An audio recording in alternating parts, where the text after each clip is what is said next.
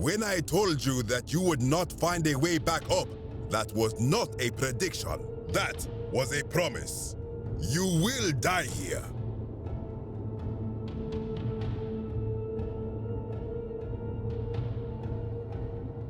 I disagree. I warned you against coming down here, against perpetuating this sacrilege, but you persisted. You have undermined and dishonored the true God of the underworld. How did you think this would end, if not with bloodshed?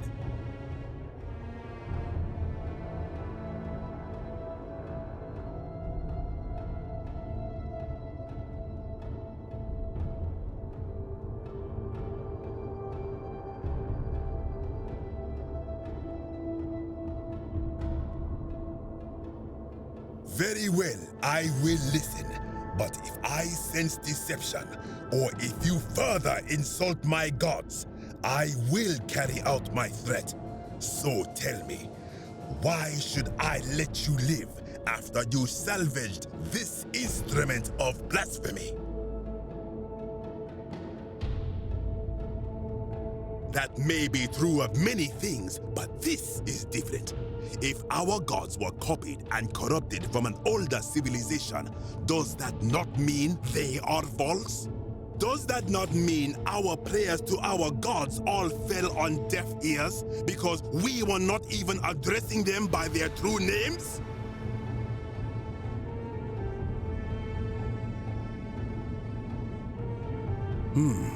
Now that I think about it, my people would sometimes call Osiris the god of many names. Perhaps it is so.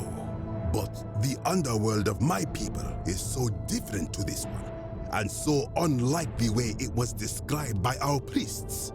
Many of my ancestors endured great hardship to live good lives so that we may descend to the Duat in death and be judged accordingly.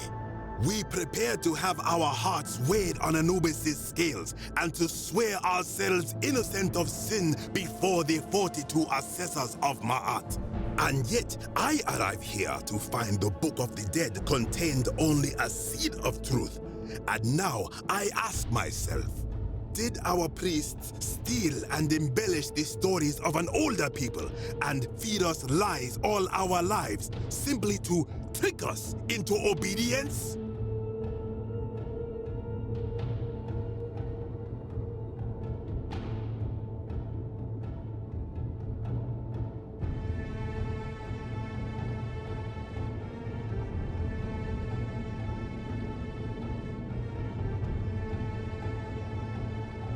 I am not sure I follow. Speak plainly.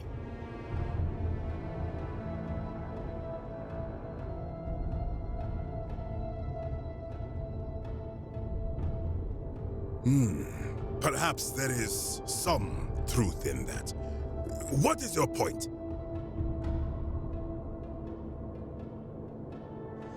You are persuasive. Very well. I will let you live, and you may do what you will with that plaque.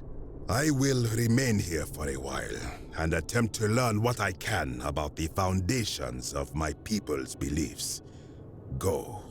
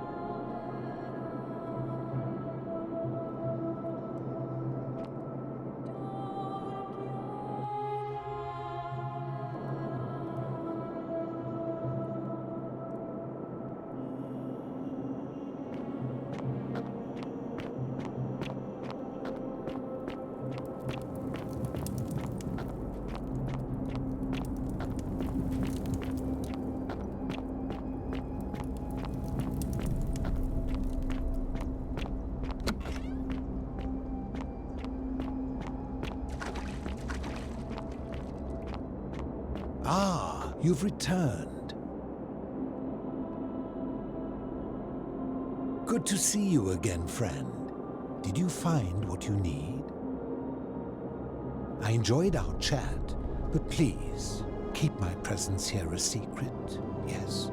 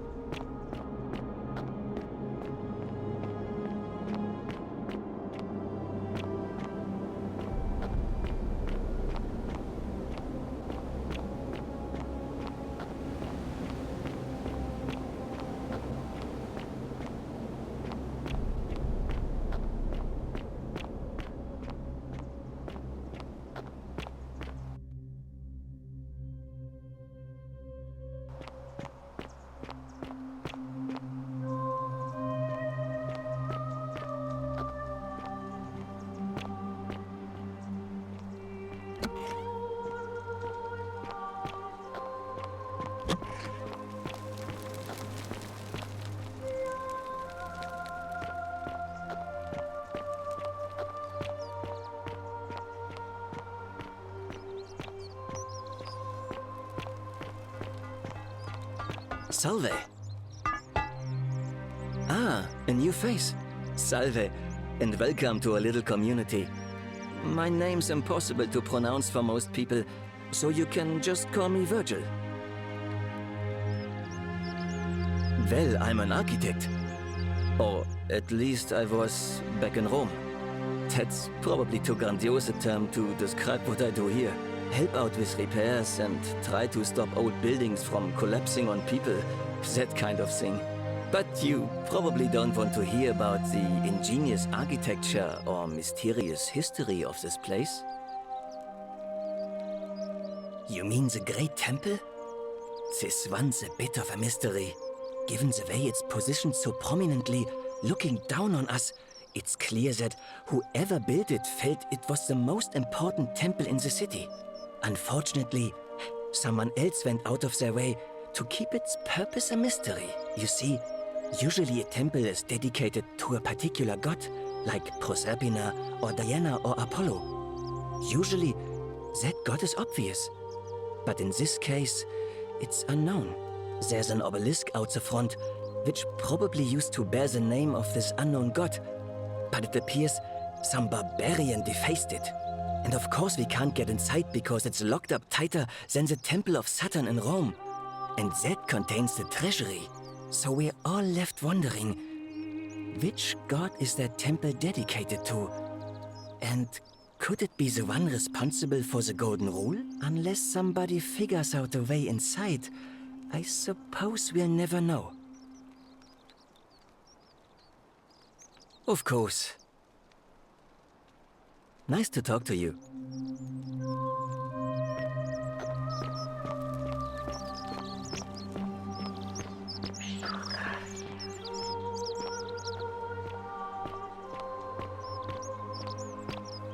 How'd you do?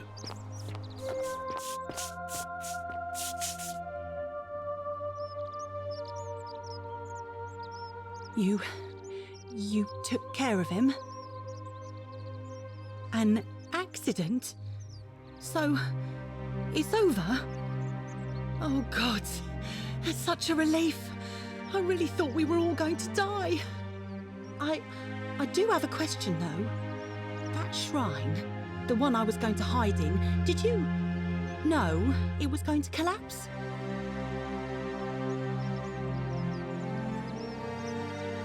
I don't understand. Oh, I see. I should probably keep my big mouth shut then. Sorry. I promise, nobody else will ever know what you did. But I know. That was really clever. Thank you. I'm glad you're here. Oh, speaking of which, welcome. I'm Fabia. Sorry I was a bit frantic before. Need anything?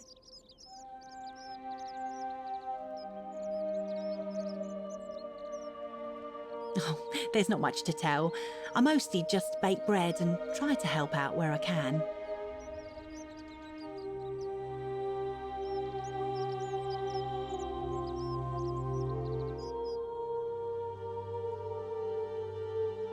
All right. Thanks again for taking care of our problem. I won't forget it.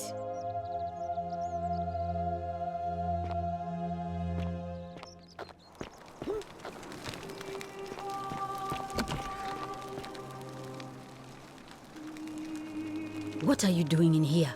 Can't you see this woman is dying? She's been poisoned.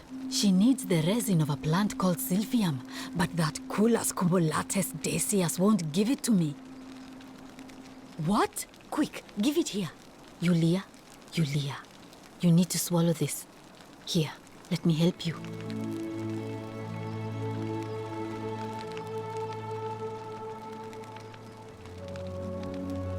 Hopefully, in a moment, she should be able to breathe normally. That was extraordinary. How did you know she needed this exact thing, and at this exact moment?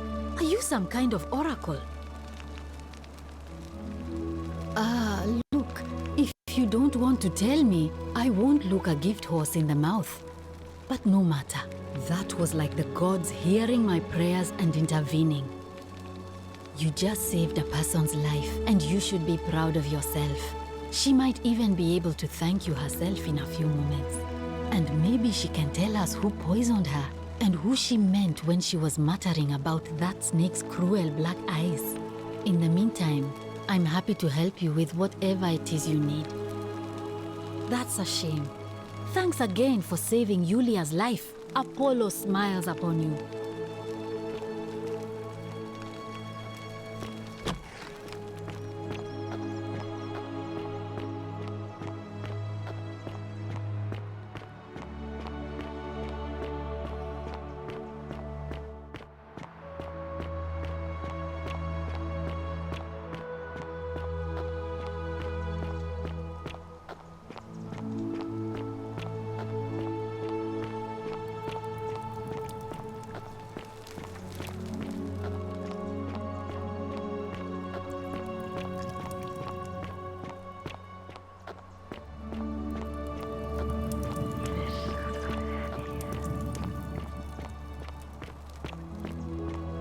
Beautiful. You stay away from my money! The many shall suffer for the sins of the one.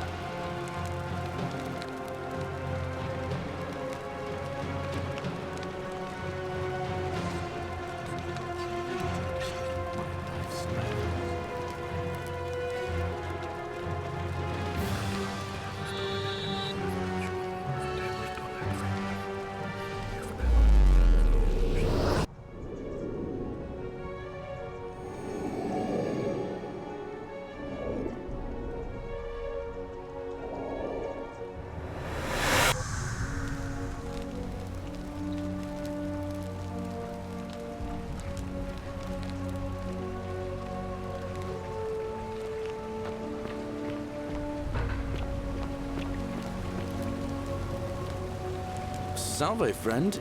Mind telling me who you are and what you're doing with that bow on your back?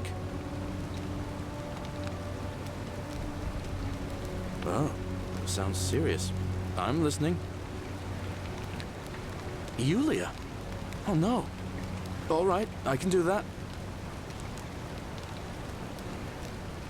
Poor Virgil. Poor Rufius too, I guess. All right, got it.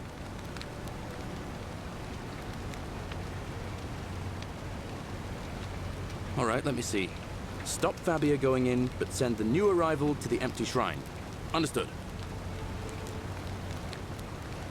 What? Are you... You're serious, aren't you? I doubt Domitius will let me talk to him, but I'll make sure he passes on the message. I'll go, but once I'm done, I'll need you to tell me how you know all of this.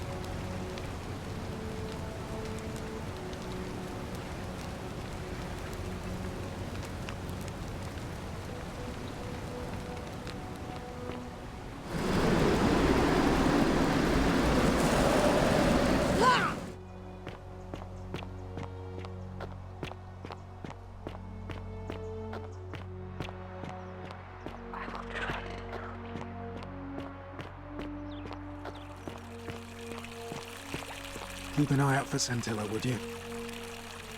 What is it, citizen? I'm a legionary of the 1st Italica, but there's not a lot of fighting down here. So the magistrate has assigned me other duties.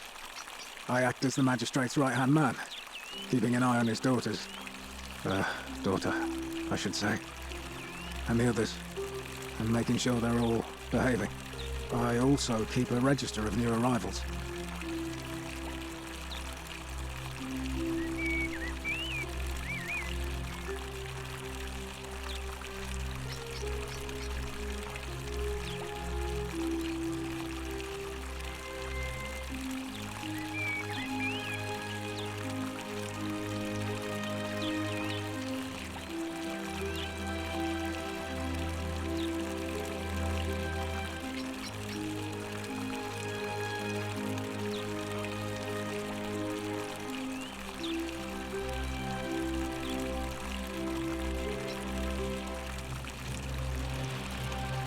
I'm from Liguria, up north originally. I was doing all right for myself. 12 years into my service. Had a nice girl lined up for when it was all over. Not anymore. She's probably figured I'm long gone and moved on by now. I try not to think about it. My commander sent me to deliver a message to Ram. While I was there, I thought I'd do something nice for my girl and pick up a little pendant from a silversmith. That's when the crowd started flooding through the streets, shouting fire. People were screaming, trampling each other. Then some Genetricum fugitor tried to take advantage of the chaos and pinch my pendant. I remember chasing him through the crowds, down towards the river. And then, nothing. Blacked out and woke up near here. No idea how I ended up floating so far downriver. But, unfortunate to be alive, I suppose.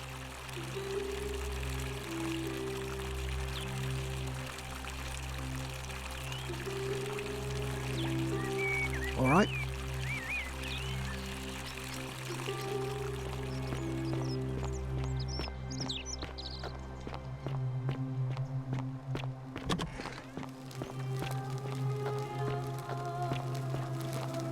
Oh, don't mind me.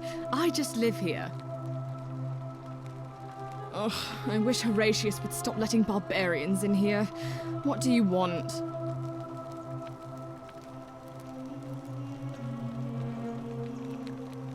I'm Sentia, eldest daughter of the magistrate, but you'd know that if you'd been invited in here and introduced properly.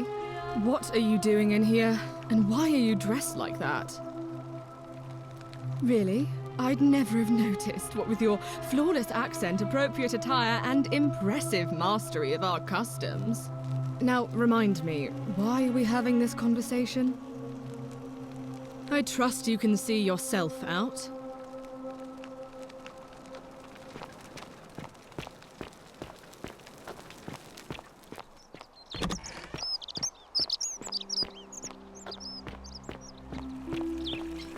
Fear is proof of a degenerate mind.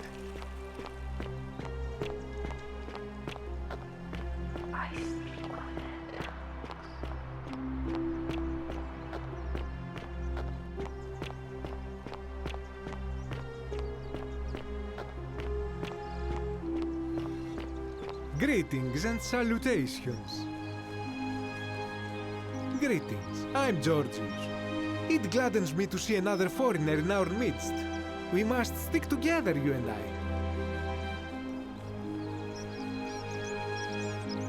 My friend, your words intrigue me more and more. But yes, very well. Ask me what you will.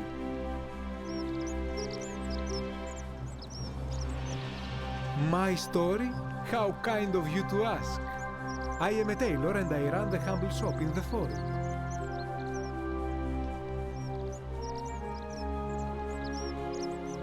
A good question. A very good question indeed. And I would be happy to tell you if only I could remember it clearly myself.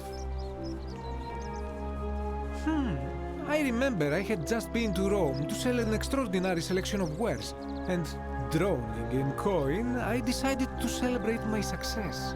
I rented a prestigious villa by the Tiber, invited over a few select friends, and we began making our way through some of the most exquisite wine money could buy. Quite a lot of it, in fact. Now, I have had visions and awoken in strange places before. I have even found myself naked in the desert sands more than once, but none of that compares to this. This time, I remember people screaming, then falling into a void as empty as time before creation, gasping for air, and then nothing. When I regained my faculties, I was lying naked by the banks of the Tiber, gods know how many miles from my villa. Of course, of course. In any case, it seems I'd been rescued and resuscitated by a benevolent stranger. I went to find firewood for his campfire, stumbled across a cave, and discovered that trapdoor temple. And here I am. You mean to say, with all the turmoil and terror of the Golden Rule, and so few customers, why bother setting shop at all?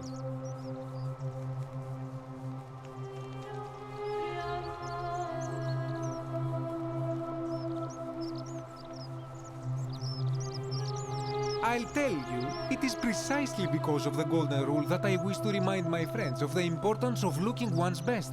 I say, the more of our customs we preserve down here, the more we can preserve a semblance of normality, the better our chances of keeping our heads. Don't you agree?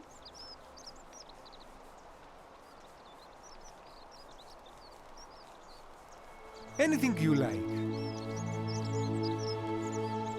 I hope that our paths cross again soon, my friend.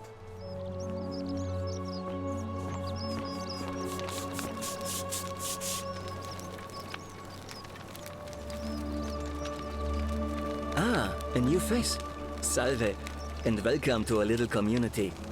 My name's impossible to pronounce for most people, so you can just call me Virgil. I hear we have you to thank for saving Julia's life. I'm glad you arrived when you did. Well, I'm an architect. Or at least I was back in Rome. That's probably too grandiose a term to describe what I do here. Help out with repairs and try to stop old buildings from collapsing on people, that kind of thing. But you probably don't want to hear about the ingenious architecture or mysterious history of this place.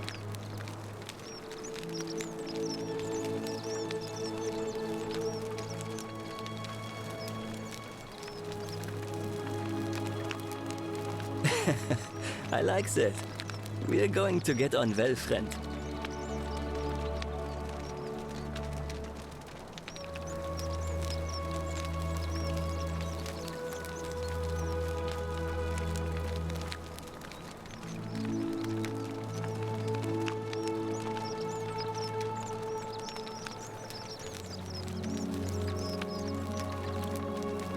Nice to talk to you.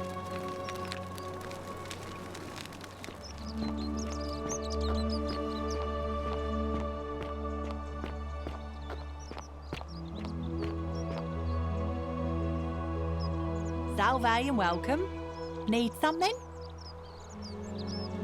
Oh, there's not much to tell. I mostly just bake bread and try to help out where I can.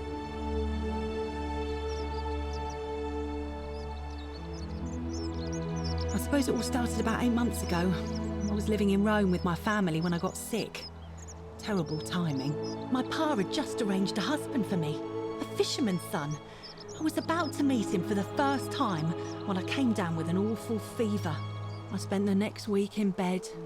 Pa paid priests to make offerings to Asclepius, a white rooster, then a goat. But nothing worked. In the end, they decided I'd do better outside the city. Clean air in the countryside would do me good, they said. But after about a day in a carriage on the Appian Way, I was getting worse, not better. I remember closing my eyes for a bit, and I guess I must have fell asleep, because when I opened them again, I was in a forest by a river. I suppose the driver took off with his fee and left me for dead. Can't say I blame him. I wouldn't have wanted to catch what I had either. Anyway, I went searching for help, stumbled across the trapdoor temple, and here I am. It's nice of you to say, but you should save your sympathy. Lots of people here need it more than I do.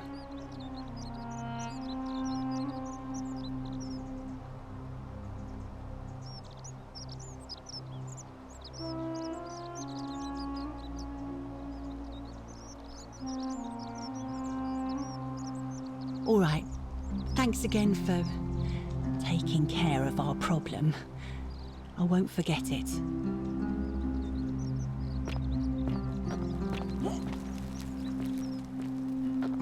Citizen. Name's Rufius. Better watch your step. Can't talk long, got to stay sharp, but family's from Seleucia on Tigris, Babylon province. But I've been roaming a long time now. Even joined the legions. The 6th, the one they call Ironclads. Not sure. I was fighting with the 6th against Parthians in the east. Only my whole body was aching every time I took a swing of my gladius. It was the rheumatism. Relentless. Unending. Of course, I wasn't going to get any sympathy from my commander. So I started thinking, what if, in the next battle, I just didn't try as hard, you know? What if I let my guard down just long enough? Next battle came, and all I remember is this bloody great savage coming toward me. And I just loosened my grip, and then nothing. I woke up by the river. Some strange man in an eagle headdress had fished me out. Kamut Tabal, I think he called himself. Then I found this place, and that's it. That's all right. It just feels good to finally tell someone about it. Thanks for listening.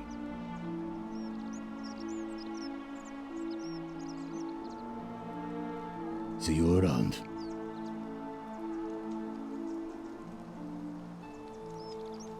Ah, you again. No idea what you're talking about? Look, I haven't been at my best lately. I know that. It's the rheumatism. It starts with constant pain in all your joints. Then the pain starts to mess with your head. Makes you angry, mean. I know that's not an excuse for how I acted. But it's the truth. But with the willow bark, I'm already starting to feel like myself again. I'll leave him alone from now on. It's not as if I was ever going to hurt him anyway. I was just lashing out. I'm going to go and clean up the graffiti. Just forget this ever happened, will you? You there! I'm sorry to trouble you, but I couldn't help but notice that fine bow you're carrying. No idea how you managed to get your hands on it, especially in the light of our dear old magistrate's ban, but I'm impressed. And before you ask, no, I wouldn't dream of trying to buy it from you. I have no use for a wooden bow myself. But I would like to propose a joint business venture of sorts.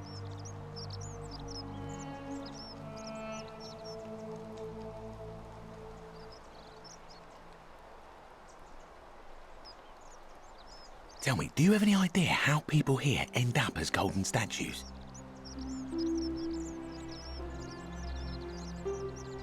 And here I was thinking I was the only one to figure it out. In any case, supposedly 1 or 2 of those arrows is enough to turn a full-grown man into gold. Now, of course, that is a travesty, a terrible, horrible waste of human life which has to be stopped. And yet, on the other hand, I can't help but think of a tale told by that Greek fella Aesop, the goose that laid the golden egg. With the ability to transmute organic matter into gold, one could create infinite wealth. Use your imagination, golden animals, insects, trees and plants. The Midas touch without the drawbacks. We are talking riches beyond imagining. And even if we were to split all those riches between the 2 of us, half of infinite wealth is still infinite. Interested? Look, I might have skimmed over that one, but don't be so pedantic. Are you interested or not? Oh, I'm not suggesting we use such a bow on people. There's no profit in breaking the golden rule. Excellent. So the first question is, how do we get our hands on one of those golden bows? Now, I have a plan, but first, tell me, are you familiar with the story of the goddess Diana? No problem. Allow me to explain. Diana is our goddess of the hunt, the moon, and the underworld, depending on who you ask. The one thing priests and poets agree on is that she carried with her a golden bow and a quiver of golden arrows. And it just so happens that there is a shrine of Diana in this very forum, with a prominent statue of the goddess herself. And would you like to guess what she's holding in her hand? Precisely. I can't tell you how many hours I've spent in that temple staring at it, trying to figure out how to retrieve it without breaking you-know-what.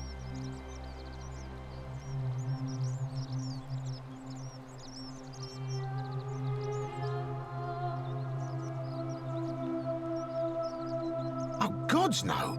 If you tried that, we'd all be dead within moments, I'm sure. No, here's what I propose.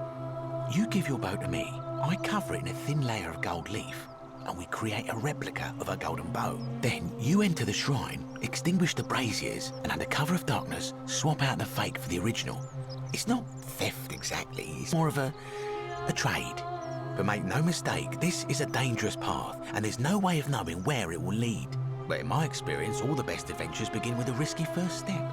Now, you must have questions. Ask away. Because the gods would see you, of course. Hence my proposal.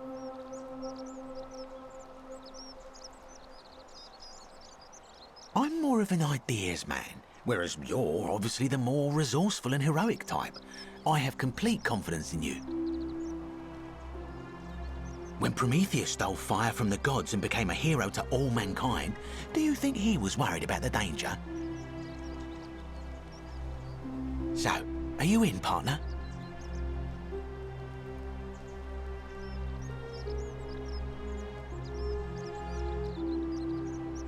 Are you sure? Last chance.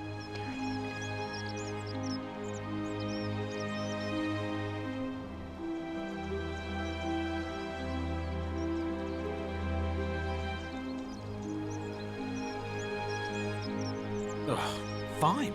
Stay poor and ignorant forever then.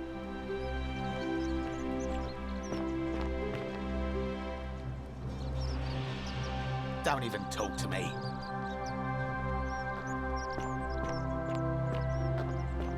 Welcome. Feeling all right?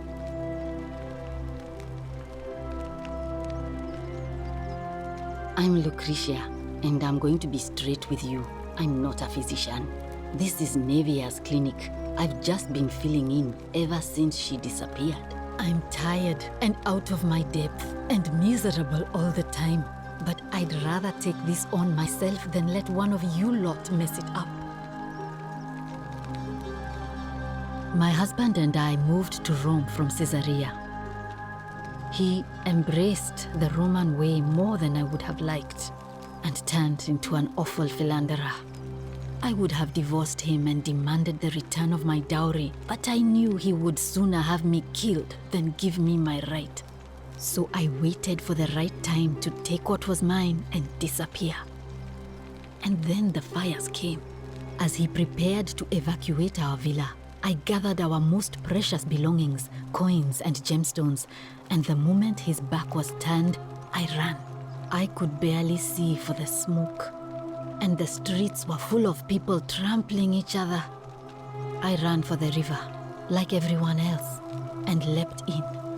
The next thing I remember, I was waking up on a riverbank, not far from here.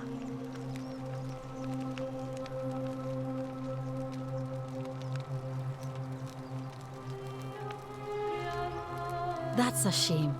Thanks again for saving Julia's life. Apollo smiles upon you.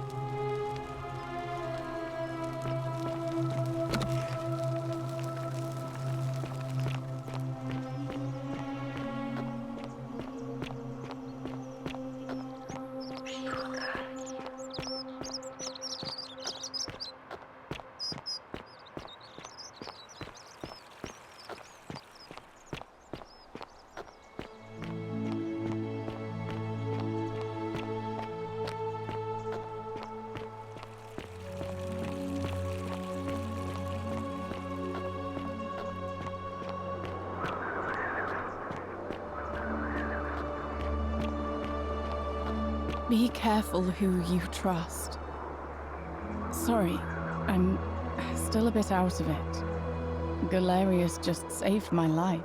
Was there something you wanted?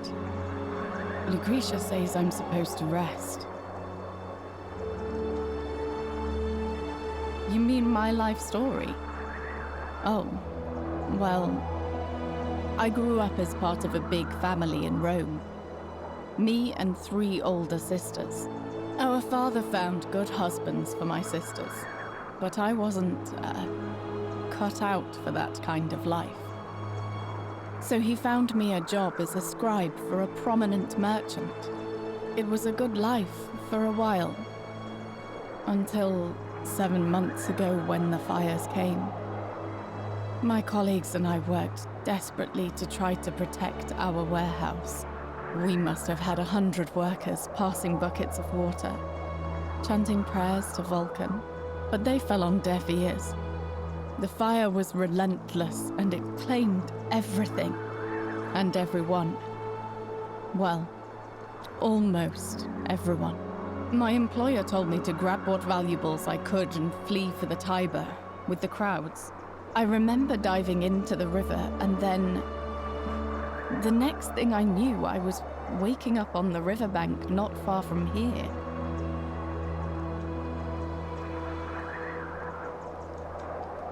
All right. Goodbye.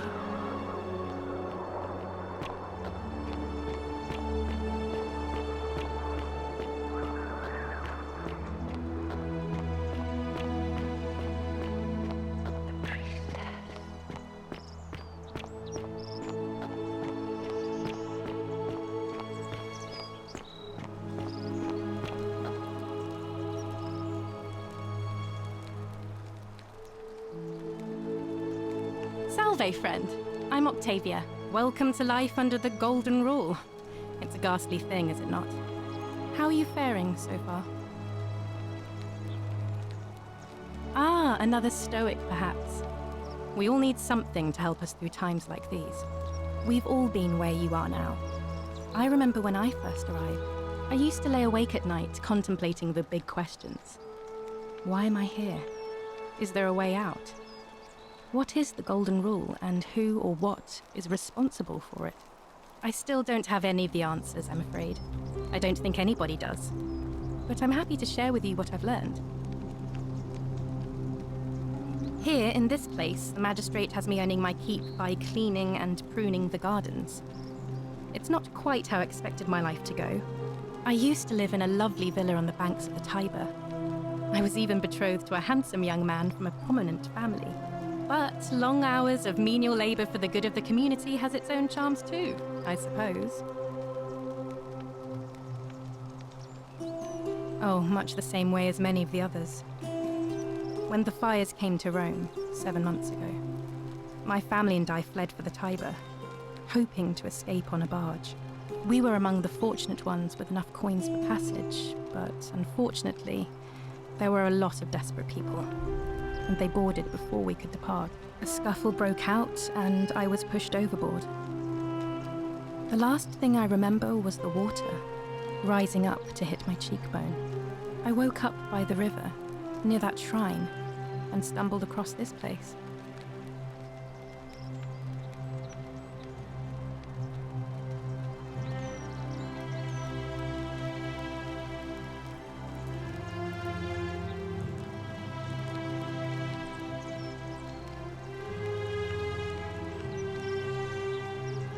If you like.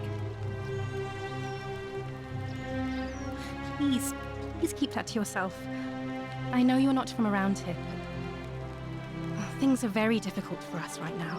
There was a terrible fire in Rome last year, and our emperor decided to make us his scapegoats. There were executions. It was horrible. Oh, thank you. You have no idea how much I appreciate that. Ah, that's a shame. Another time, then.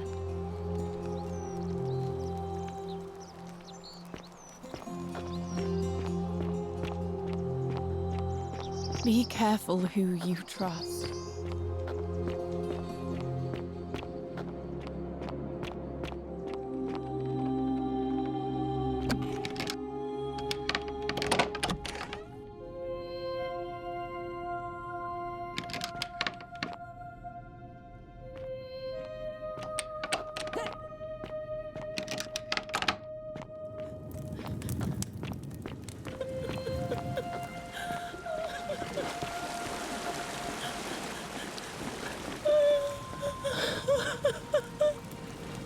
You?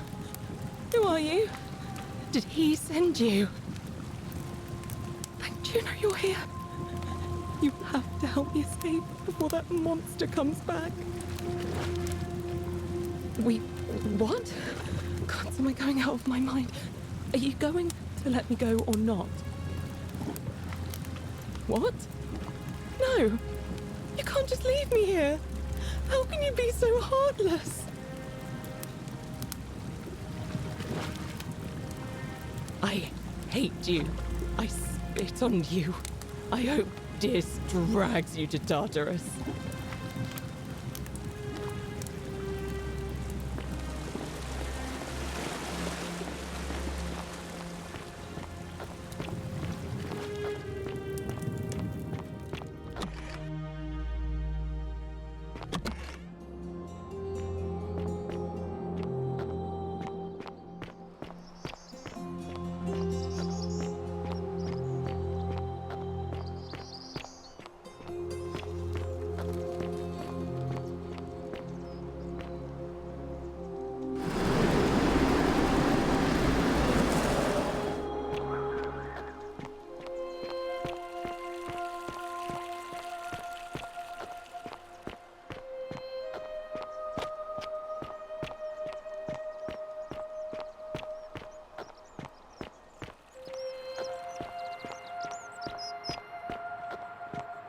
Be careful who you trust.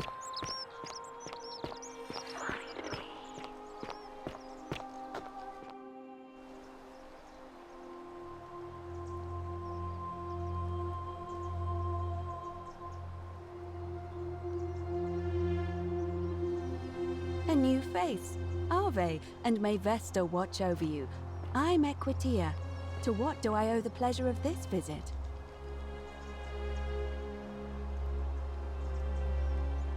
Oh my. I take it people are quite direct where you're from.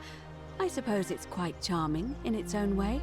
Usually, however, you wouldn't simply march up to a Vestal priestess and without due formality or courtesy ask, "What is your story?" The proper approach would be to arrange an introduction through a mutual acquaintance in high office, by which time you would already know how to address me. And then you would find a way to satisfy your curiosity rather more indirectly. But to be honest, I've often thought what an unnecessarily formal way to communicate that is. So, let's do it your way. You just keep being yourself and ask whatever you like. It'll be a refreshing change.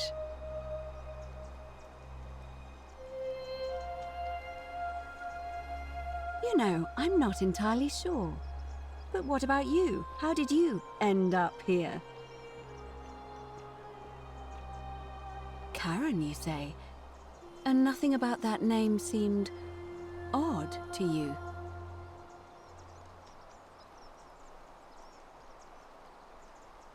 You do?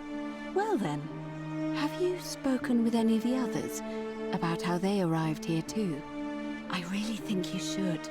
Go around and ask them what they remember and see if you notice any patterns.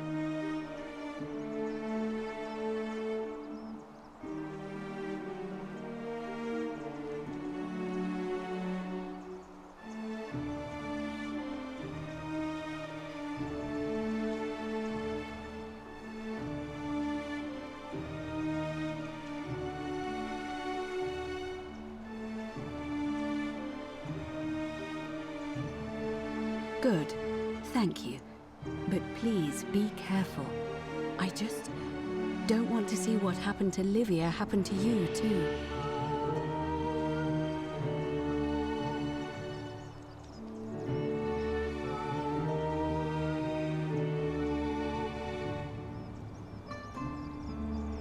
You have?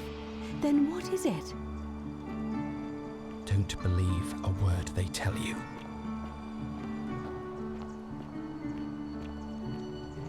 Yes, I suppose that could be something. But then most of us do tend to carry coins on our person, don't we? What else? Yes, I understand many of our friends were carried here by a river current. What else? That's true. I know I wasn't entirely sure how I wound up here. It's as I feared. I think I understand what poor Livia has been going through. You mentioned earlier, you met a young woman in the forest named Karen, yes? I see. And was this Karen, by any chance, wearing a hood? Because I've seen her before. There's something I think you should see. I think you'd better follow me to the baths. But don't follow too closely. We can't have people thinking we're bathing together.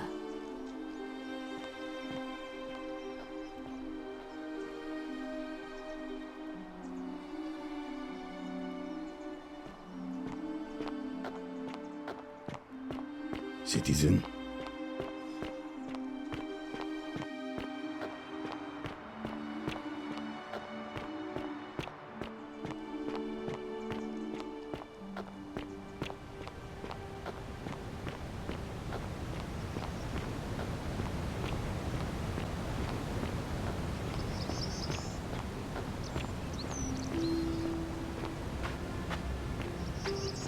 Don't believe a word. Shalom, friend. You mean where am I from and all that? Judea, originally. But when I was a child, I moved to Rome with my family, Romanized my name and spent most of my life in the Jewish district of Trans-Tiberim, across the Tiber from the main city. That's where I was when the fires broke out. Everyone was running toward the river and I, listening to my inner contrarian, ran the other way. Every road leading out of Rome was in chaos, full of people with all their belongings in carts and brigands preying on them. Several hours down the Appian Way, I saw another Jewish family being attacked by 3 opportunists. So I picked up a branch from the side of the road and went to defend them. I can only assume they got the better of me because the next thing I knew, I was waking up in a forest, by a river not far from here, with no memory of how I got there. It's strange though, because I still had my purse on me. Why would a robber knock me unconscious and throw me in a river, but not take my coins? A lot of good it did me, and that family. I sometimes wonder what happened to them. All right, friend. Thanks for the chat.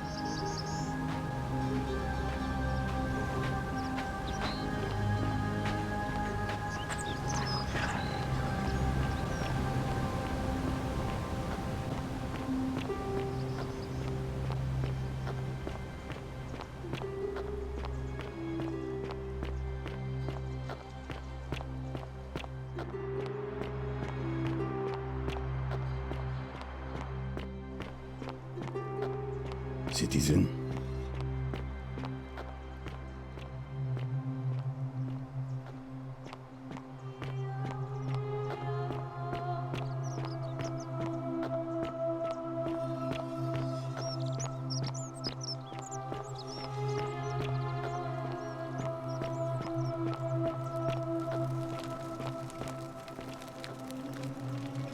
Salve again, friend.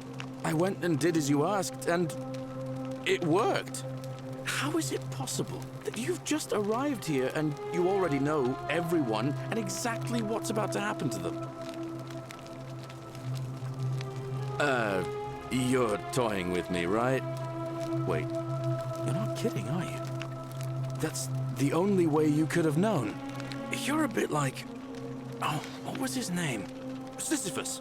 Yeah, that's the one. Old King Sisyphus. Sisyphus was a Greek king a long time ago. For daring to think he could outsmart the gods, he was given a terrible punishment. He was forced to push a great boulder up to the top of a hill. Only, just as it reached the top, it would roll all the way back down to the bottom, forcing him to start over and over and over again for all eternity. Just like you. Actually, now that I think about it, there are a bunch of old stories about the gods punishing people by making them do the same futile task over and over. Tantalus was made to grasp at fruit on a tree he could never quite reach. The Pleiades had to keep fetching water in a sieve.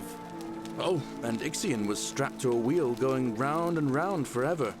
But on the bright side, at least you're not stuck in the underworld like they all were.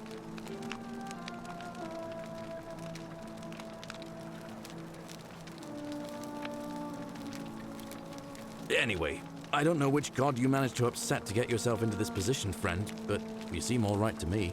So, I'll tell you what. I'll keep doing whatever I can to help you. And you just focus on finding a way to break the cycle you're in. Oh, and I'm in the running for magistrate. Feeling kind of nervous, but I'm hoping it'll all be worth it when I order Dooley's release. I just hope I'll have the votes I need.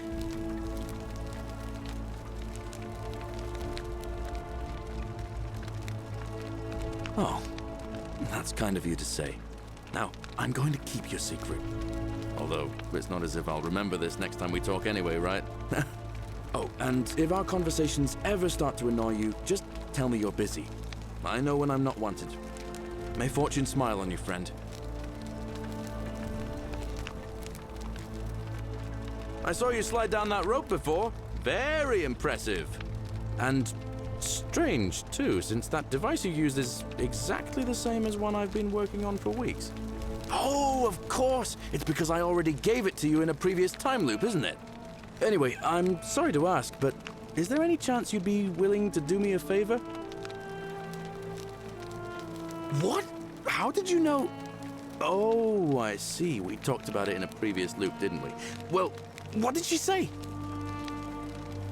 Venus, that is the best news I've ever heard in my life. Oh, thank you. Thank you so much. You have no idea how happy you've made me. I wish there was something I could do to thank you properly, but I don't have much to offer you. All I can do is tell you where there's a secret stash of coins you might be interested in. In the rock tunnel near the stairs, there's a little doorway set into the rock. Inside, if you look carefully, you can see a chest. Unfortunately, one of those golden huntress statues is blocking the path, and I'm not game to move it. If you can figure out how to get past it, I reckon there might be a small fortune waiting for you. I hope that helps in some way. Well, it's a long one, and kind of sad, but I don't mind telling it. I'm a farmer. Always have been. I grew up in a small village in Britannia, Camulodunum, with my parents and two little sisters. Lovely part of the world. One day, when I was about 20, my father and I were in the top paddock, loading our cart, when some Roman legionaries came along, demanding produce for their men. My father told me to run into the house for his axe, and so I did. I sprinted so fast I almost threw up. But by the time I got back, he was bleeding out on the ground, and our cart was empty. That was my first encounter with the legions. My mother died of a broken heart soon after, and things went downhill from there. I took over the farmstead, but I was young, and it was a struggle. More raiding started before too long. We'd come outside in the morning to find animals missing, our stores pillaged. These legion thugs just took whatever they wanted. One night, when my sisters and I had nothing left to steal, there was a knock at the door. I knew who they were, and what they wanted. I got my father's old axe, pulled the door open real quick, and before that soldier knew it, split his face right down the middle. But there were more of them. I never saw how many, because the next thing I knew, I was waking up with a mouth full of dirt and lungs full of smoke. My home was reduced to ash. My sisters, dead. And they left me alive to see what they'd done. Still burns whenever I think about it. Yeah, well, I wasn't the only one this happened to. It wasn't long before Boudica led thousands of Britons in a rebellion against the Romans. Unfortunately, there were just too many of them. And those of us who survived, they enslaved. So, then I found myself being transported all the way to Rome to be sold to the highest bidder. I spent a few years working for my new master, learning the Romans' ways, Romanized my name and everything. Tried to escape a couple of times, but they always found me, and I'd just end up right back where I was. I'd probably still be there too, if it wasn't for the stampedes breaking out. You see, about 7 months ago, an enormous fire broke out in Rome. Everybody was running down toward the river, screaming and shouting. I'd never seen anything like it. Human beings acting like cattle. I got swept up with them somehow, and the rest is a blur. The next thing I knew, some stranger was dragging me out of a river. Stumbled across this place, and I started my life over again. That's what I thought too, for a while. But it seems the gods aren't done tormenting me yet. See, I finally had my own farm again, safe from the grasping hands of the Romans. Or so I thought. Until Sentius the Decurion demanded I hand over all my produce. It's for the good of us all, he says. Only he takes the best bits for himself, of course. He even told me if I refuse his demands, I'll break the golden rule. I'm not sure I believe him, but then, what if he's right? So, it turns out our dear old magistrate is no better than the Legion thugs who took everything from me. I'm right back where I began. But don't you worry, Nemesis is waiting, and he'll get his, one day. He'll get his. Forget I said that last part, will you? I get carried away sometimes. Thanks, friend. I knew I liked you. Anyway, that's enough of me rambling. Was there something else you wanted to talk about? All right, friend. Hope you find a way to break that cycle you're in.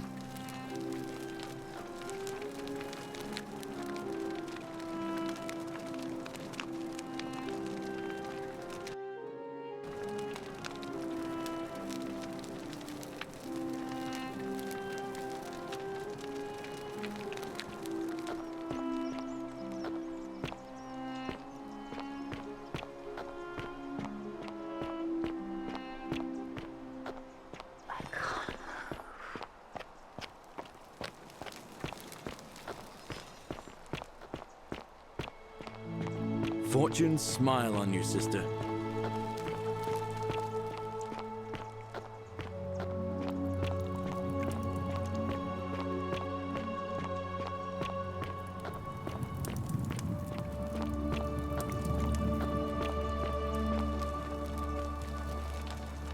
Just as the ocean accepts the rivers of all the world, so this place accepts all the souls. But it does not notice the crowds that come.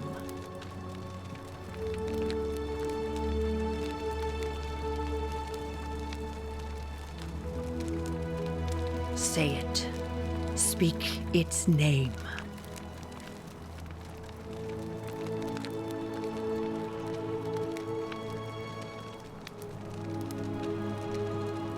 Then it is true. I was right. I thought I saw it, but when the rest of them could not, I kept thinking I must have gone insane. I had to tell myself it was true over and over again, until I wasn't sure if I was deceiving myself. I must apologize if my words seem cryptic. I'd found comfort in reciting the Metamorphoses by our great poet Ovid.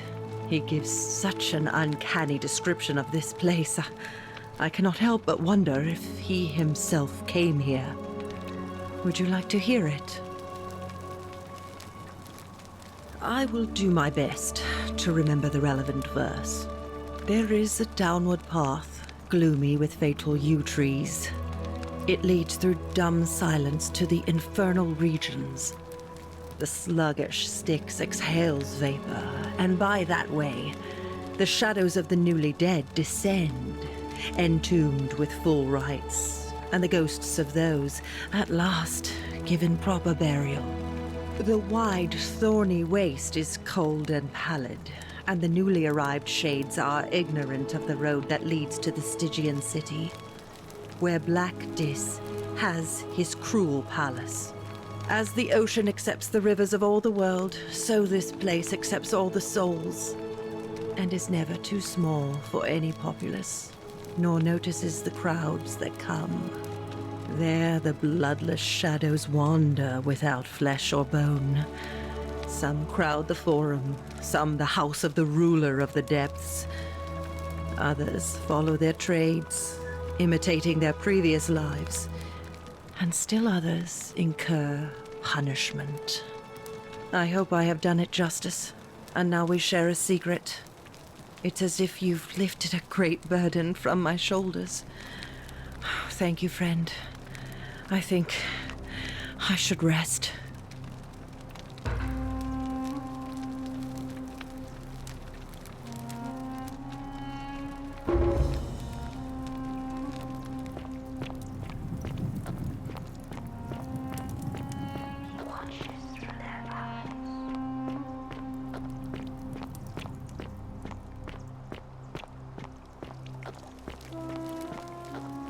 Don't you just love springtime?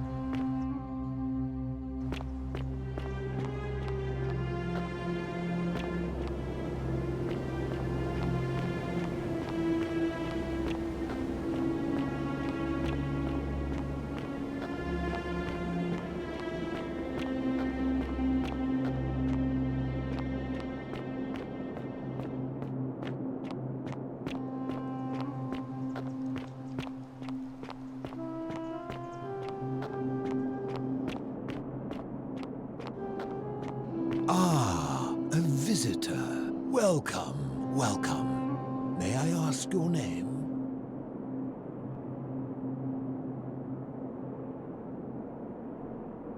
I was indeed, but we've never met before, have we? I'm sure I would have remembered. Blessed Lissa, am I losing my memory? Oh, that's a relief. For a moment, I thought it was I who was touched by madness. You mean, how did I end up living alone in this cave with nothing but these relics of the past for company? It's a long story.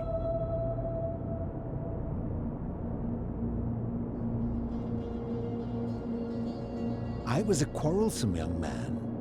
At 19, I left Corinth for Rome to study rhetoric at one of her finest academies, so I could argue more forcefully.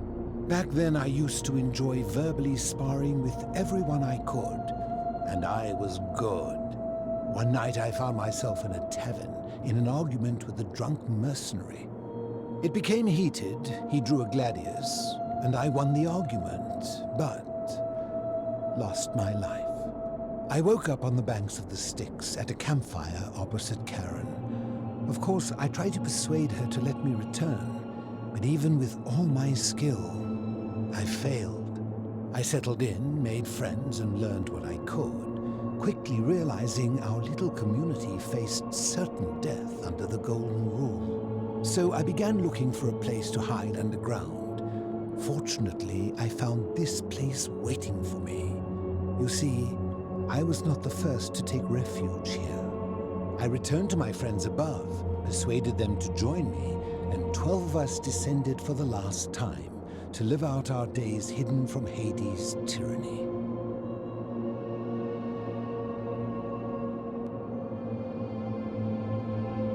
My generation was wiped out, turned to gold, many years ago. My friends and I were able to avoid the same fate by hiding down here. I think it's safest to assume that if I was to return, Hades would realize that his furies hadn't finished the job, and he'd send them after me again.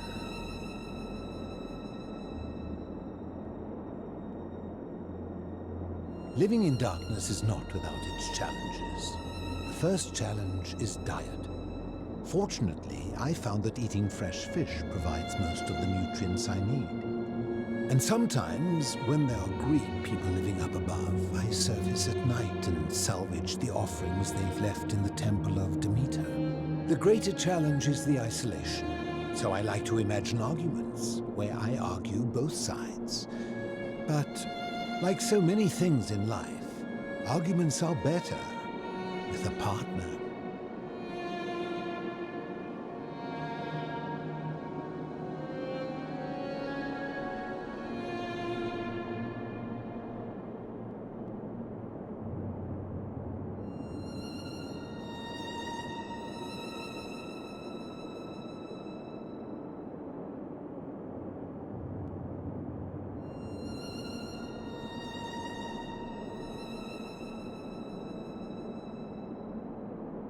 As you wish. I enjoyed our chat, but please, keep my presence here a secret, yes?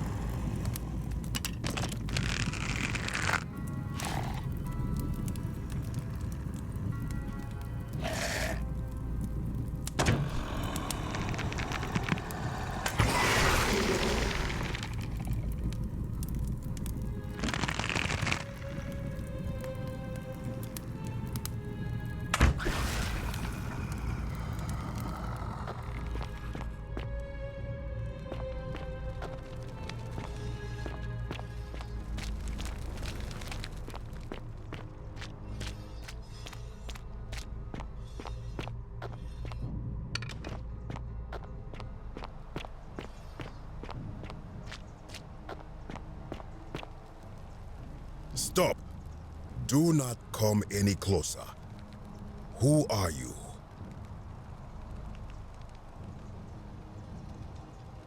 I am Kabash.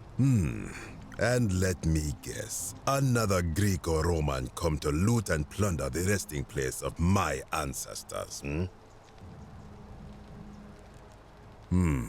Trousers, boots, curious here. No, I suppose you do not. Then what do you want? To what end?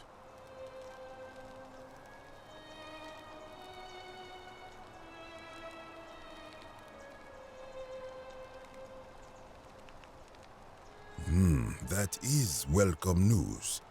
You really are not Greek or Roman, are you? I was planning to return it myself, but for now, I must remain. Here, take it and restore the honor of Osiris.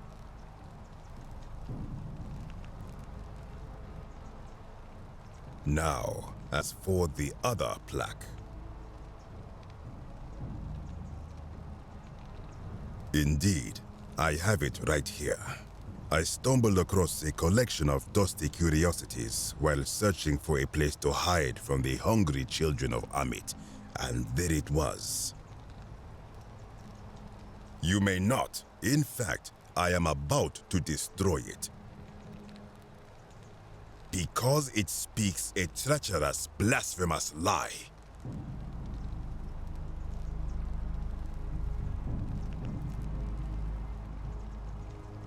I will tell you, but first, do you know what this place is?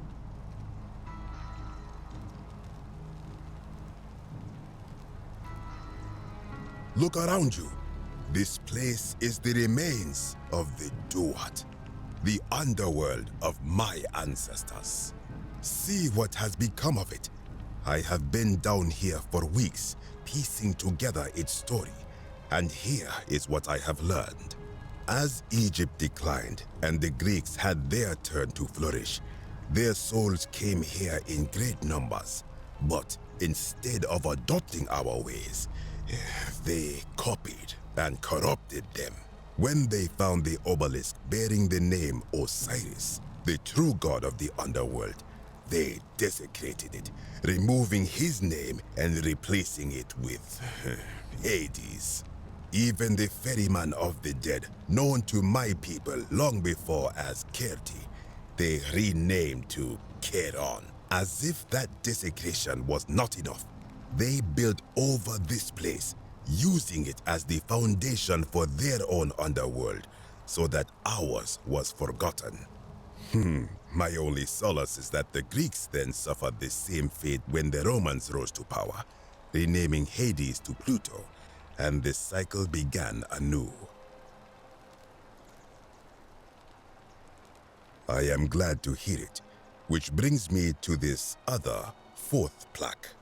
It is inscribed with a script I do not recognize, but it is ancient, almost as if it is older than the plaque bearing Osiris's name.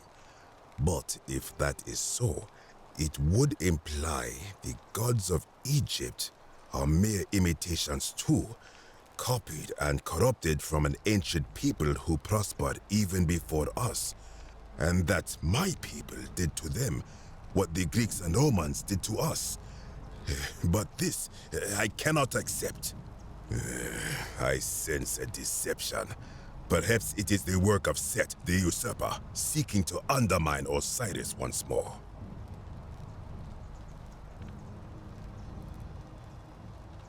You will never know.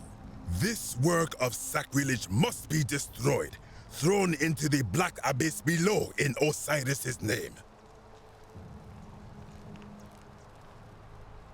You are too late. It is done. It could not have gone any other way. It was Osiris's will. Now, the thing of evil you sought is gone. Why are you still here? I am from Rakotis, which you may know as Alexandria, the name of the city the Greeks built over it.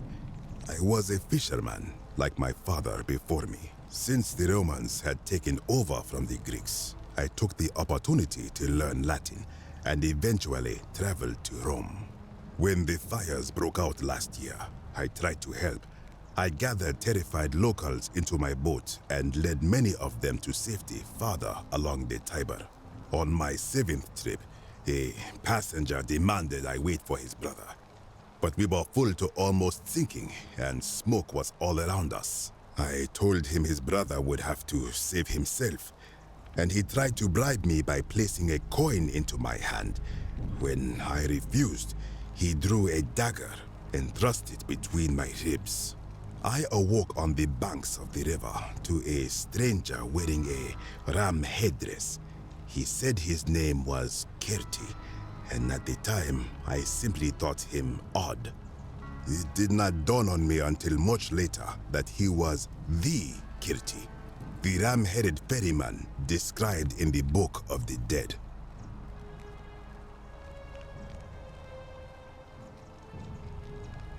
Good. Be gone from this place. Wait. You are planning to go down there. I see it in your eyes. I urge you, return to the surface with the Romans. It will be safer for you.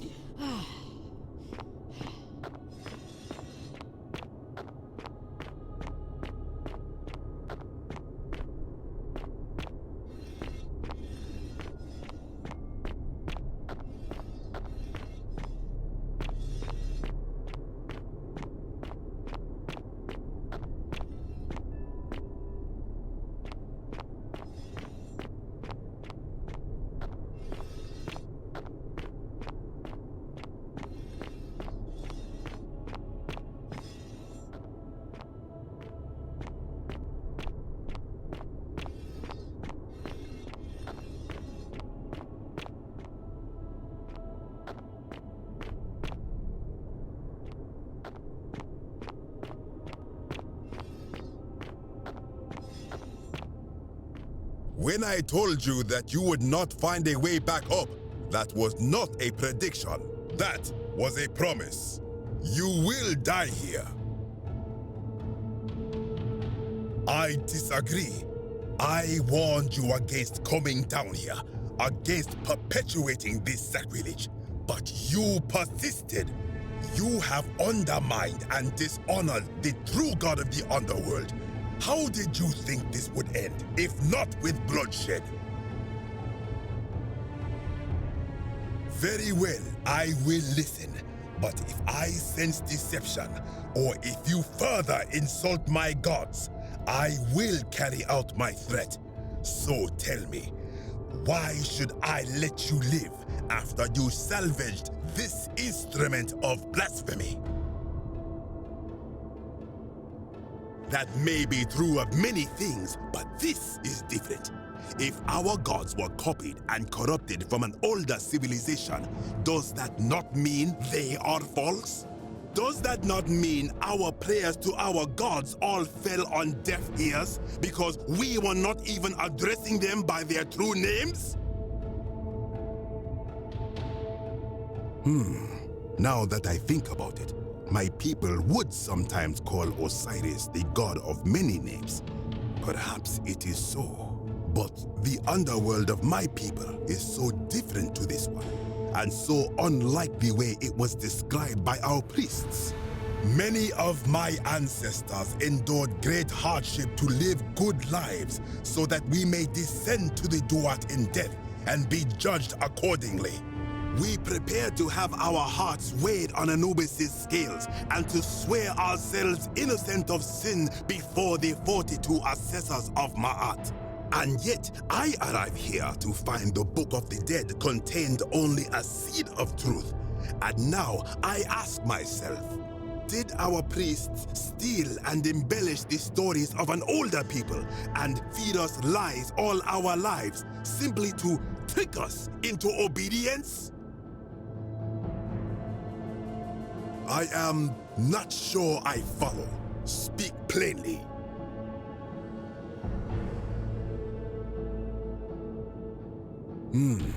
Perhaps there is some truth in that. What is your point? You are persuasive. Very well. I will let you live, and you may do what you will with that plaque. I will remain here for a while and attempt to learn what I can about the foundations of my people's beliefs. Go.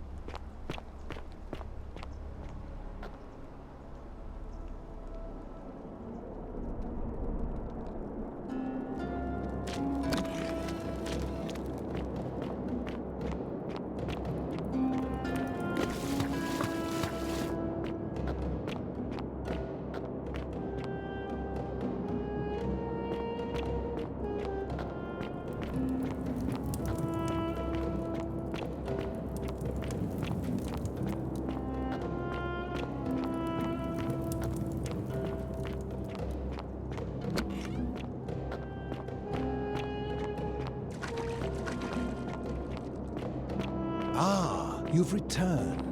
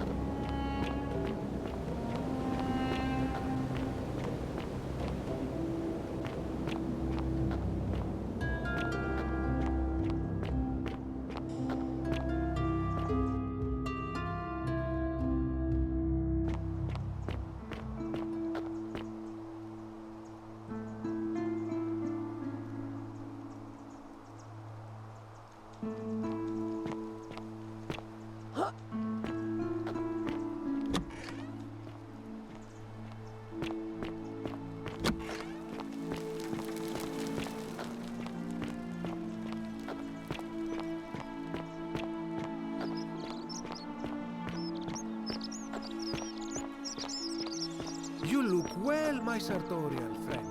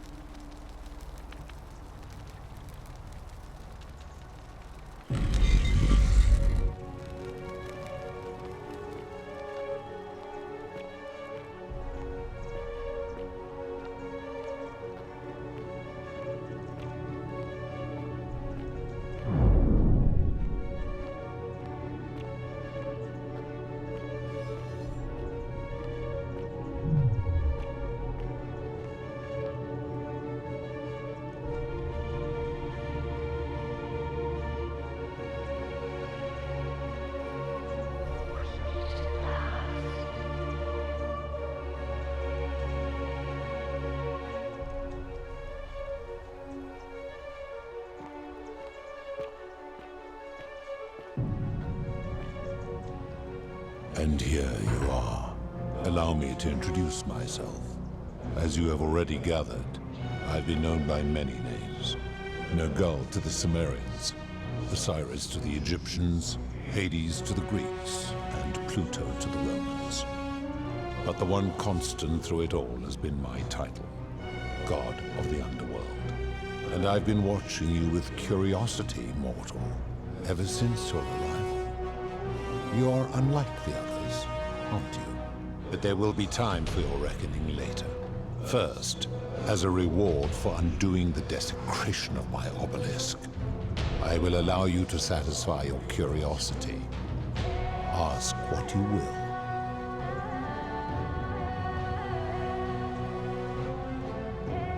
My story is many thousands of years long. You will need to be more specific. What do you wish to know?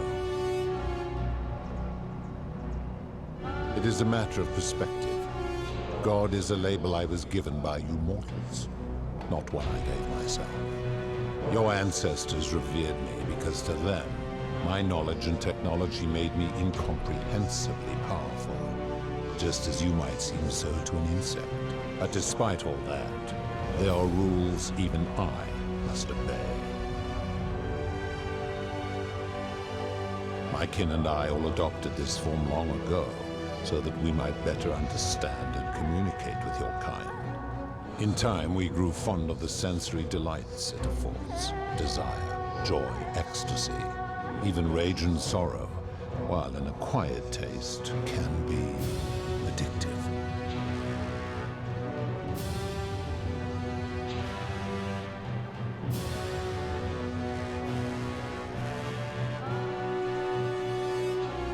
No. Long ago I swore to Persephone that I would remain in this form for as long as we remained among your kind. I must honor that. This is my beloved.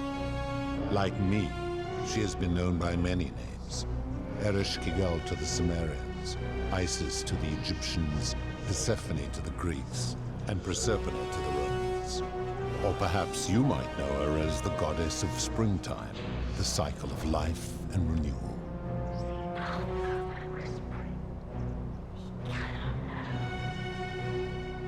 Your gaze lingers too long.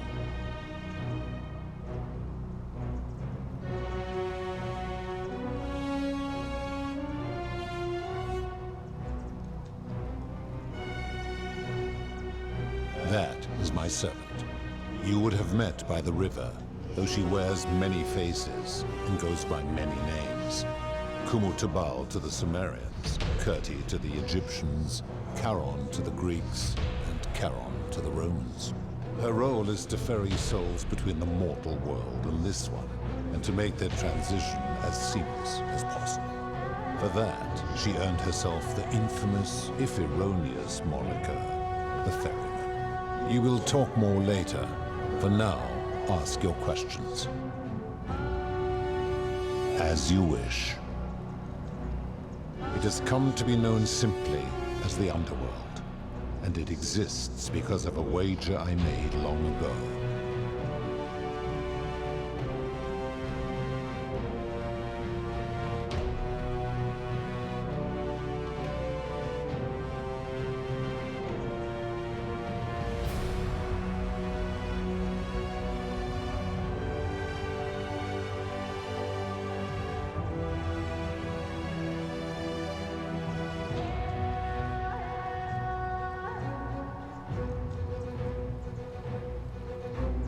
That is a long story, one that began over 3,000 years ago and continues to this day. You see, long ago my kin and I set out from our home on Elysium to search for other forms of life among the stars. We discovered your planet and witnessed your kind evolving from primates into something lawless and barbaric. You all but destroyed yourselves. Your 2 short lives being extinguished by violence and ignorance and disease. Yet Proserpina saw raw potential in you, and persuaded the rest of us it would be squandered without our intervention and stewardship. So we revealed ourselves to your people in a place called Sumer, We offered guidance in agriculture, toolcraft, and law, and you called us gods. For a time, you flourished, but soon you were too many for us to oversee. And as you spread from that cradle of civilization, we saw something disturbing. We had sown the seeds of dependency and confusion, and soon you returned to your old ways of violence and ignorance, this time in our name. My kin had seen enough and gave up on your kind, condemning you as barbaric and chaotic, scarcely more than animals. We began preparations to return to Elysium, our home world, a utopia unspoilt by conflict and unimaginable in its beauty. But my Proserpina could not bear to abandon your kind without guidance, and knowing it would force the rest of us to leave her behind, she made an extraordinary sacrifice.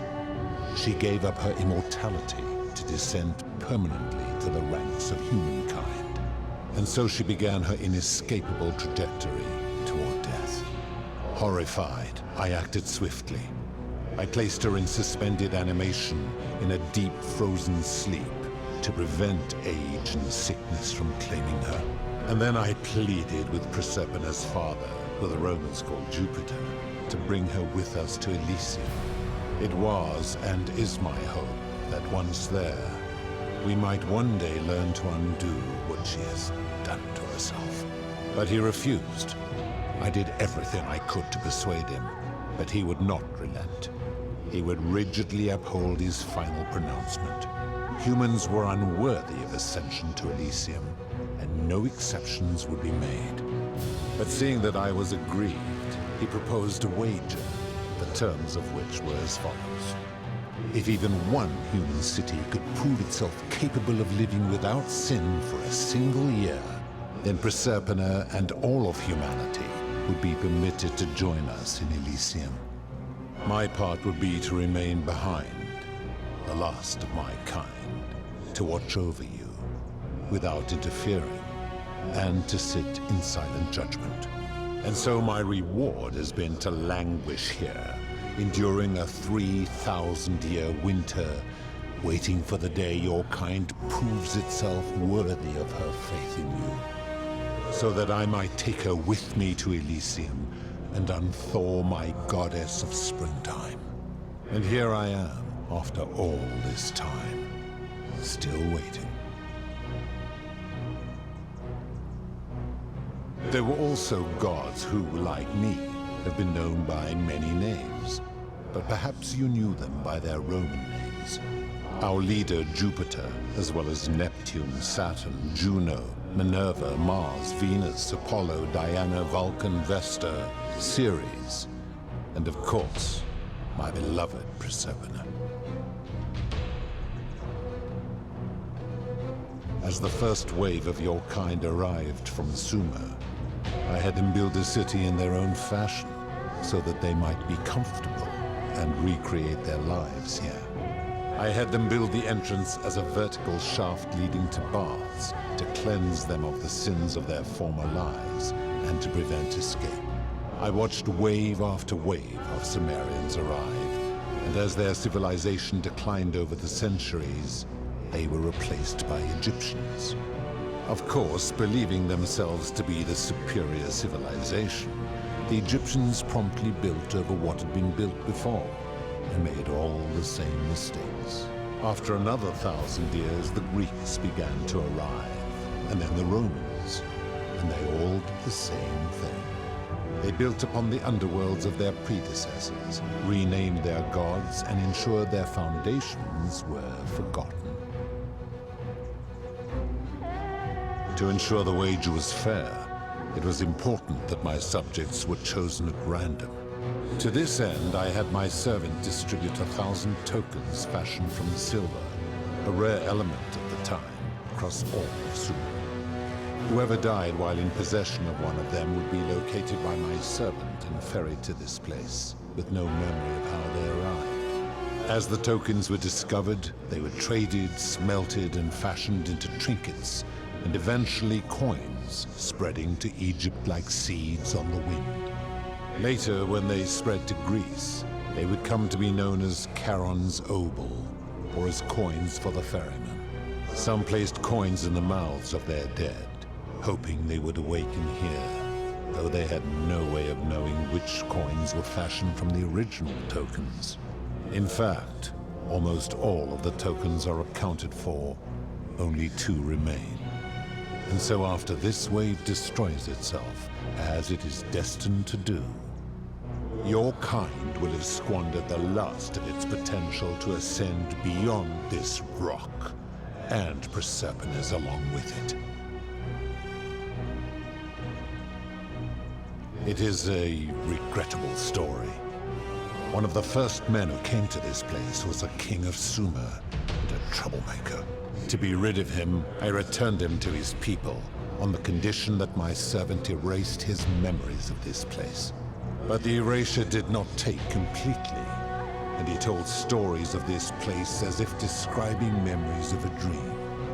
His tales were committed to writing, which came to be known as the Epic of Gilgamesh, and his words were twisted and distorted over generations. Later, the Egyptians would adapt Sumer's stories of the underworld, making them wildly intricate and labyrinthine.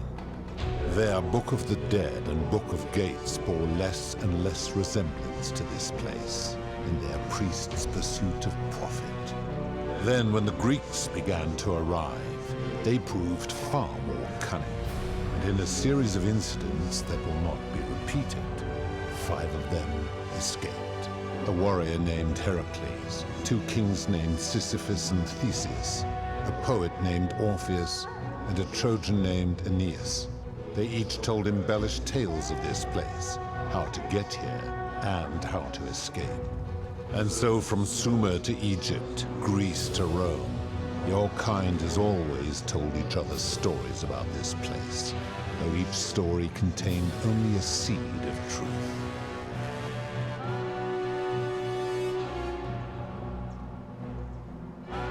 Of course. That is merely the name your people have given to it, but yes, it is my doing. That is a story dating back to the very first wave. After the Sumerians finished building their city, the self-declared ruler threw a banquet to celebrate. Now this man was unmarried, and many women were vying to become his wife, a prestigious position of power and influence in a new world. Of all the women, 2 were particularly ambitious. Both were beautiful, and both arrived at the banquet wearing eye-catching dresses and painted faces, their hair woven in elaborate fashion. The first woman, recognizing that she would require an advantage to win the ruler's affection, draped herself in jewelry, ornate necklaces, bracelets, and rings fashioned from gold. Seeing this ostentatious display, the second woman grew envious, for she had no such jewelry at her disposal. She prayed aloud to any gods that would listen to cover her in gold, and when her prayer went unanswered, she took matters into her own hands. While the others indulged at the banquet, the second woman summoned the first for a discussion in a quiet place. She checked that nobody was watching, pushed her rival from the top of the ziggurat, where she broke her neck on the rocks below. But I was watching, and I decided to answer her prayer. I took the golden bow left behind by Diana, and I shot that woman in the heart, covering her from head to toe in a layer of molten gold. And I left her to stand there, that she might serve as a grim reminder of what befalls those who sin in my domain. But that was not enough, for the entire city was tainted by her sin, and the wager could no longer be won. So I had no choice but to wipe the slate clean. I gilded them all, to make way for a new wave, and began the wager again. And to this day, each of them, and all who came after, line the halls of this city, inanimate but conscious, suspended in time with only their sight and hearing preserved, so they may bear witness to and lament the folly of your kind for eternity, the silent golden sentinels. I give your kind a second chance at life, as well as ample warning about my law. And when you disobey, and you always disobey, you force my hand, bringing terrible suffering upon yourselves. And so you ask if I am the one destroying your lives.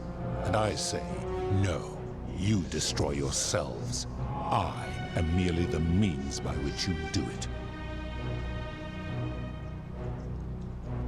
When my kin departed, they left behind many relics which I inherited. A consolation prize of sorts. The golden bow originally belonged to one of my kin, who the Romans called Diana. As my collection of golden statues grew, I chose the most ferocious among them, and equipped them each with a duplicate of her bow, and tasked them with hunting down the Forsaken at my behest. They became known simply as Furies. I've always considered that the cornerstone of morality is the ability to determine right from wrong on one's own. No attempt to lay out rules like your Code of Hammurabi or your 12 Tables of the Roman Republic can ever cover all possible scenarios. This should come as no surprise to you, since the core principle has been expressed in many forms by many of your civilizations. The Egyptians made a rudimentary attempt with do to the doer to make him do. The Greeks refined it with avoid doing what you would blame others for doing. The Roman Stoics added, treat your inferior as you would wish your superior to treat you. Even the so-called cultists hiding among you often say, do unto others as you would have them do unto you. It is the simplest of concepts, and each one of you is born with the faculties required to apply it to any situation. Yet none of the peoples who expressed this rule were able to uphold it. Curious, is it not?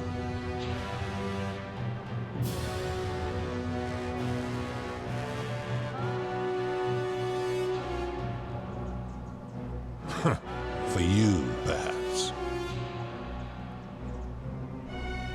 I'm able to commune with all of the statues in the city.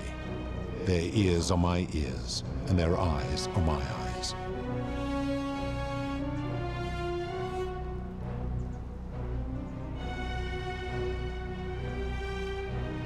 If she was still conscious, I suppose she could, but she's not. Why do you ask?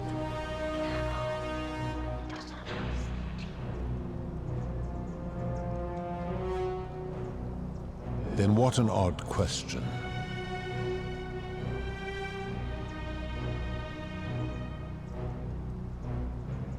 Do you plan to speak in sweeping generalizations, or are you going to give me an example?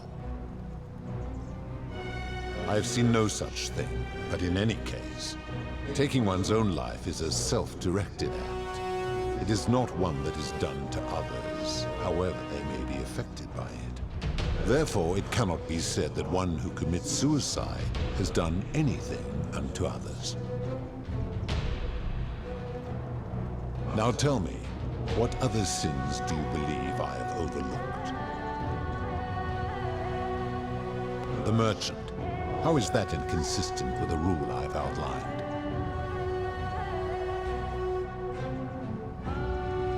I disagree. Having watched this merchant, that is precisely what he would expect from others, and he would be quite capable of paying the price anyway.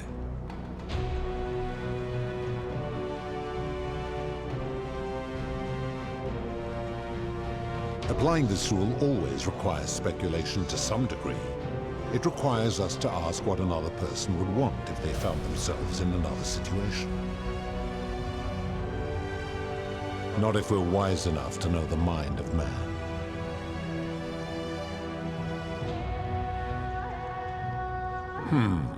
Supposing you're right, then my law has been broken, and I should turn you all to gold immediately.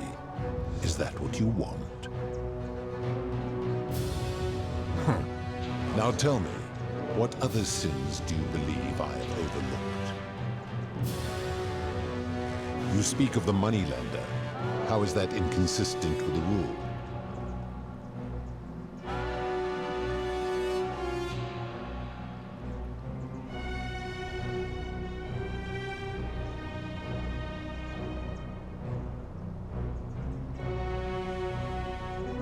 And he would never have signed a contract pledging his labor for 30 years. All he did was enforce the terms of a contract signed voluntarily by others.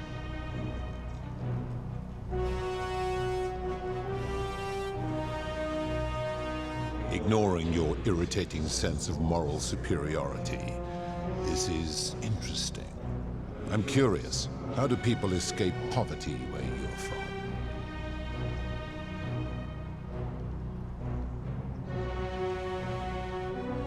I see. And how long might it take such a person to repay their debt?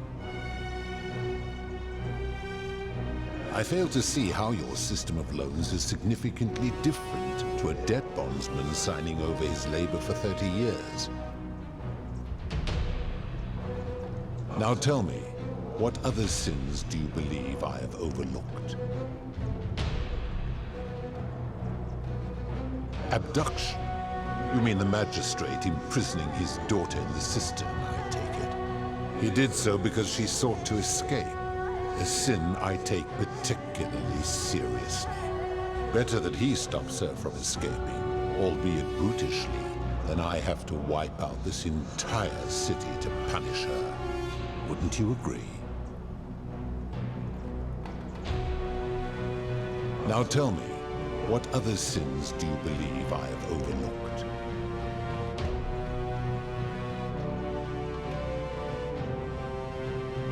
Do you honestly think you could do better?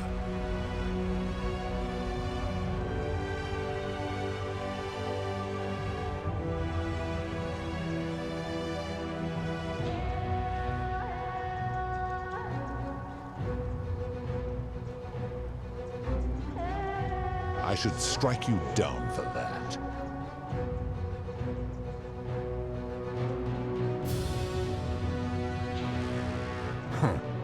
Now, did you have any other questions before your reckoning?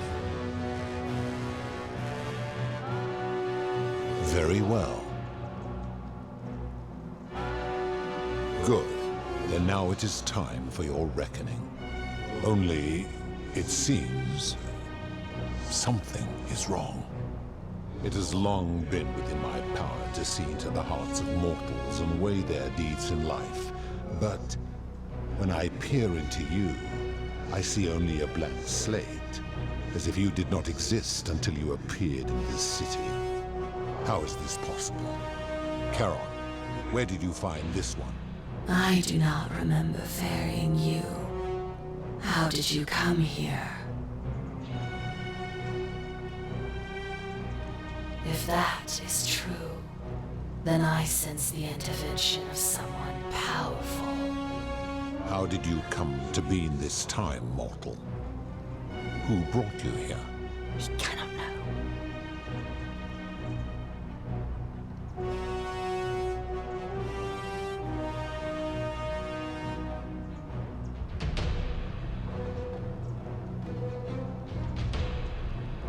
I do not know.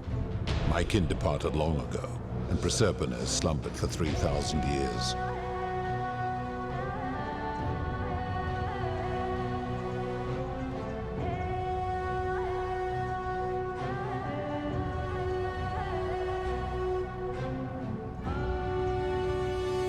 Tread lightly, mortal. Enough of this. It seems I will need to put your reckoning on hold for now. But answer this. Why have you come here? What is it you seek?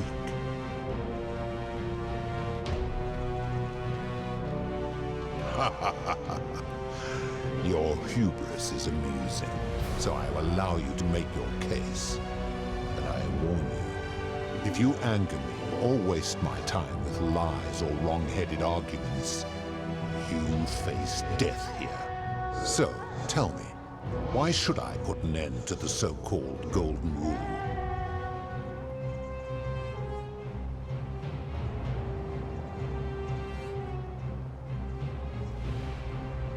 How so? And be specific. You have made a grave allegation, and I expect you to back it up.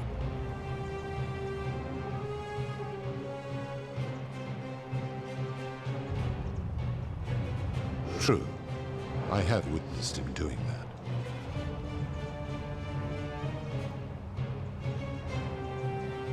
He is a volatile and confused fellow, that one. His cruelty does seem to grow greater by the day. Pathetic. You will need to do a lot better than that. That is a very serious accusation, mortal. What sin have I committed? What evidence do you have to support it?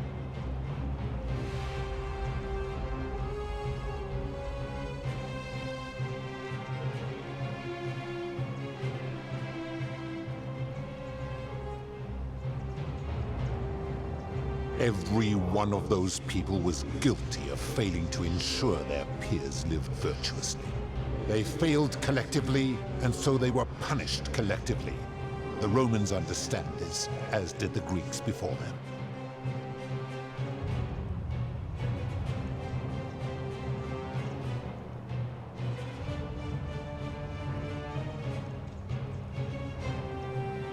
Ah, but I'm a god, and you are a mortal. Why would you expect me to treat you as I treat my own kind? You are not a peer. You are not a respected equal. Let me ask you this. Do you treat insects as you wish to be treated? Do you care for their well-being as you would your fellow man? Do you ensure they have food and shelter and protection from predators? Do you give them rights? Of course not, because that would be absurd, just as it would be absurd for me to treat your kind as equals.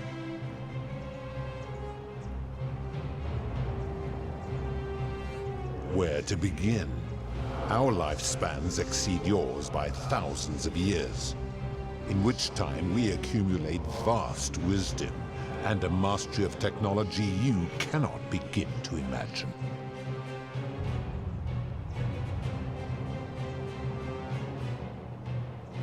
Because that is the source of our power over you.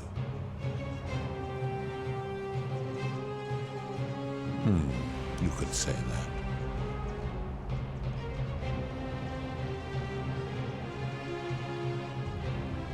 My kin have no superiors.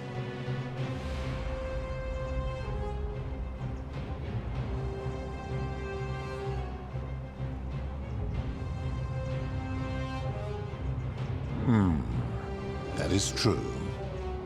Go on. Make your point, mortal.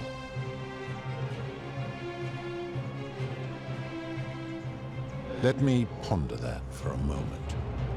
If you are right, then it would follow that all this time I have been in the wrong. But no. The very thought of it grieves me. How can I accept your argument, when doing so would make me a tyrant and a monster?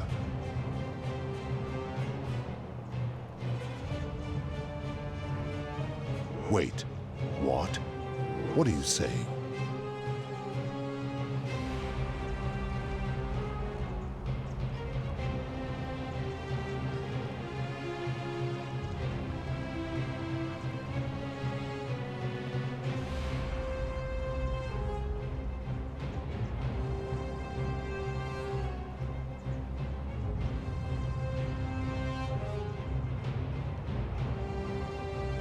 You have spoken eloquently, and yet, if what you say is true, it follows that my wager was fatally flawed from the beginning. But that would mean Jupiter, Proserpina's father, who knew more about you than anyone, proposed a wager I could never win. Why would he do that?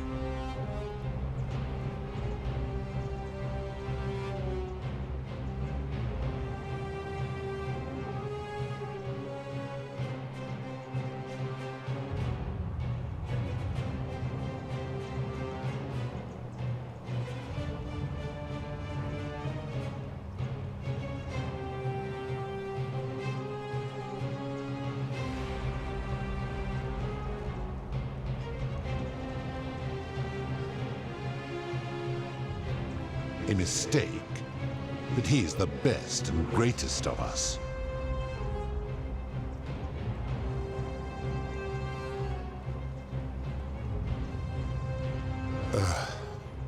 Your words sting me, mortal. But perhaps it is what I deserve. As difficult as this is to admit, I have suspected as much for a long time now. And I cannot deny it any longer. I've been so fixated on taking my beloved to Elysium that every time one of you sinned, it wore away my hope of being with her again. In time, I began to despise your kind for making her believe that you could ever be better than you are. But my rage was not born of malice, quite the opposite. Everything I have done, I did because I loved her. Who knew this empathy of yours, which you celebrate so much, could have such a dark underside? This has gone on too long. It is time for me to let go of this form, of her, of all of you.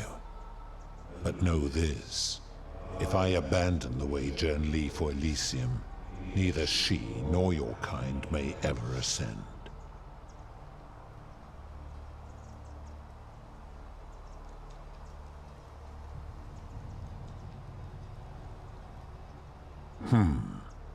Very well.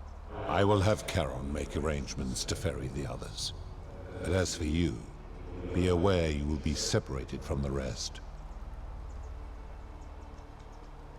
Once this exodus begins, the events that brought you to this moment will never have taken place, and you will have created a paradox.